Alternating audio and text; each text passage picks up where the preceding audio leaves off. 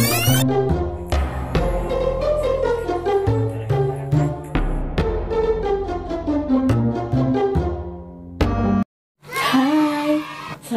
warahmatullahi wabarakatuh. Jadi pada video kali ini saya akan membuat kelanjutan dari video sebelumnya. Saya kan sudah membahas tentang sejarah penemuan sel. Nah, pada video kali ini saya akan membahas struktur dan fungsi dari sel. Nah, ini PowerPoint yang saya pegang di sini. Ini. Jadi akan saya tampilkan juga di sini ya, biar lebih jelas lagi. Oke, saya buka dulu PowerPoint-nya.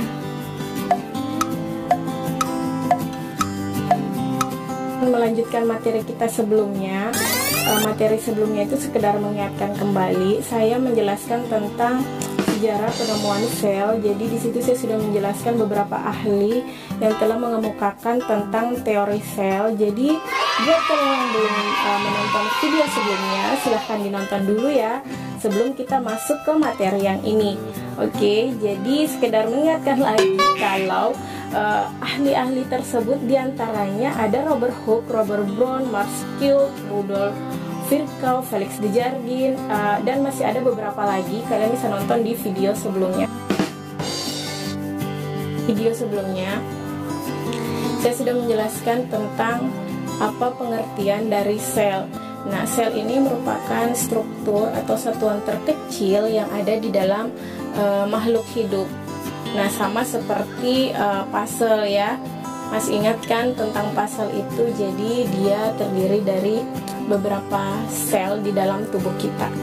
Oke, kita mulai penjelasannya dari jenis makhluk hidup. Nah, jenis makhluk hidup ini dia terbagi menjadi dua, yaitu uniseluler dan multiseluler.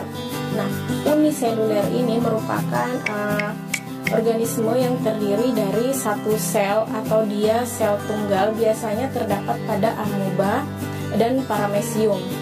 Oke, selanjutnya adalah multiseluler. Multiseluler ini terdiri dari banyak sel. Dia terdapat pada manusia kurang lebih 100 macam sel. Jadi ada banyak macam sel yang terdapat di dalam tubuh manusia karena dia merupakan organisme multiseluler. Oke, kita lanjut. Selanjutnya ada ini struktur umum sel. Nah, struktur umum sel ini ada struktur pada bagian luar dan ada struktur pada bagian dalam. Nah, pada bagian luar itu terdiri dari dinding dan membran sel, dan struktur bagian dalam itu terdiri dari inti, sitoplasma, dan bahan sel lainnya atau organel lainnya. Nah, di dalam sel ini nanti, bagian dalam sel ini nanti kita akan menjelaskan apa saja organel yang terdapat di dalam sel. Ya, selanjutnya kita pindah ke pembagian kelompok sel. Nah, pembagian kelompok sel ini terbagi menjadi dua.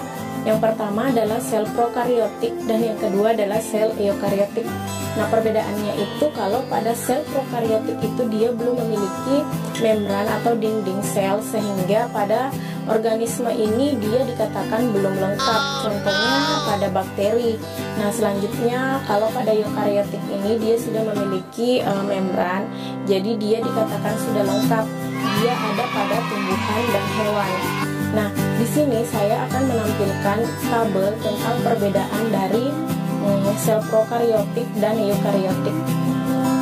Oke. Nah, perbedaan yang pertama itu organelnya saya jelaskan dulu ya, organelnya apa saja. Ada inti sel, kemudian ada dinding sel, ada retikulum endoplasma, selanjutnya ada badan Golgi, mitokondria, kemudian ada lisosom, sentriol, kemudian ribosom dan bahan gen. Ini dia perbedaannya. Oke, nah jadi kalau pada inti sel itu prokariotik itu dia tidak memiliki selaput pada inti selnya, sehingga namanya adalah nukleoid. Kalau pada eukariotik itu dia sudah memiliki selaput atau membran, namanya inti sel. Nah, selanjutnya penutup sel. Nah, penutup sel pada prokariotik ini dia berupa kapsula. Jadi dia berbeda fungsinya dengan dinding sel kalau pada tumbuhan. Nah, selanjutnya kalau eukariotik ini dia tidak memiliki penutup sel, tapi kalau pada tumbuhan dia memiliki penutup sel. Oke. Selanjutnya retikulum endoplasma, badan Golgi dan mitokondria serta lisosom itu tidak ada pada prokariotik, tetapi dia terdapat pada eukariotik, dan yang lisosom ini adanya cuma pada hewan di organisme eukariotik. Oke, selanjutnya ribosom. Ribosom kalau pada prokariotik ini dia adanya pada sitoplasma, kemudian pada eukariotik ini dia ada pada sitoplasma dan retikulum endoplasma. Oke, selanjutnya bahan gen. Nah, kalau bahan gen ini pada prokariotik itu dia berbentuk cincin, kalau dia pada eukariotik dia berbentuk pita spiral. Oke.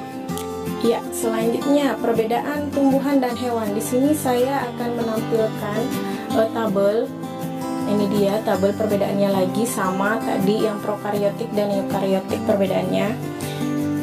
Selanjutnya organelnya ada dinding sel, plastida, kemudian lisosom, sentriol, badan Golgi, dan ada vakuola serta flagel atau silia. Oke, yang pertama ada dinding sel. Dinding sel ini ada pada tumbuhan dan tidak terdapat pada hewan. Nah, selanjutnya ada plastida. Plastida ini ada pada tumbuhan dan tidak terdapat pada hewan. Nah, kenapa plastida ini terdapat pada tumbuhan? Pasti bentuknya kalian sudah pernah sering lihat pada materi-materi sebelumnya, biologi sebelumnya. Jadi plastida ini dia terlibat dalam proses fotosintesis, makanya dia hanya terdapat pada tumbuhan. Oke, selanjutnya lisosom. Jadi lisosom ini tidak terdapat pada tumbuhan, tapi dia terdapat pada hewan. Nah, kalau pada hewan ini dia terlibat dalam proses pencernaan makanan saja. Selanjutnya sentriol. Nah, sentriol ini tidak terdapat pada tumbuhan, tetapi dia terdapat pada hewan.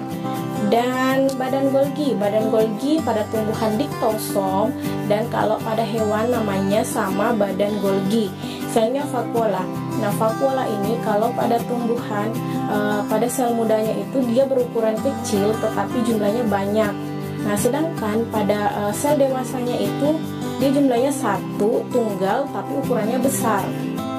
Berbeda lagi kalau pada hewan. Nah, pada hewan ini vakuolanya itu baik sel muda, sel dewasa, dia ukurannya sama, tidak ada perbedaan.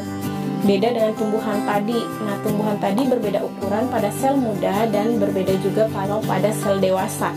Nah, selanjutnya ada flagel atau silia. Nah, flagel dan silia ini kalau pada tumbuhan itu dia tidak ada, tetapi kalau pada hewan dia ada. Oke. Sampai di sini semoga semuanya sudah mengerti. Kalau misalnya ada yang belum dimengerti atau ada kata-kata yang saya ucapkan salah, mohon dimaafkan. Nah, selanjutnya di video kali ini saya akan menyebutkan macam-macam organel yang akan kita bahas pada video selanjutnya. Dia itu diantaranya ada plasmalema, kemudian oh ya ini saya tampilkan di sini saja. Oke, ada plasmalema, ada retikulum endoplasma, ada ribosom, ada aparatus Golgi, ada lisosom, mitokondria, plastida, ada sentriol, sitoskeleton, kemudian ada juga pereksisom, intisel, vakuola, dan silia atau flagel. Jadi semua organel ini akan kita bahas satu persatu insya Allah di video selanjutnya. Semoga kita semua diberi kesehatan agar kita bisa ketemu lagi. Oke, serasa cukup sampai di sini untuk video saya kali ini. Apabila ada salah kata atau salah ucap yang menyinggung, mohon dimaafkan. Sekian dulu video saya hari ini atau kali ini. Assalamualaikum, sampai ketemu lagi.